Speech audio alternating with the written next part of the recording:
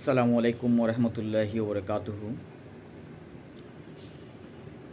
এখন আমি একটু কথা বলতে চাই দেশপ্রেম নিয়ে। আমাদের দেশের মানুষ শুধু দেশপ্রেম বই পুস্তকে পড়ে না, দেশপ্রেম বাস্তবে করে দেখায় দেশপ্রেম কি। যেখানেই সমস্যা, যেখানেই বন্যা কবলিত মানুষ হাহাকার করছে, অসহায় নিদারুণ জীবনযাপন করতেছে, সেখানে আমাদের দেশের মানুষ, আমাদের তরুণ প্রজন্ম, আমাদের দেশপ্রেমিক ছাত্র জনতা পঙ্গপালের মতো ছুটে যাচ্ছে সাহায্যের জন্য, সহযোগিতার জন্য।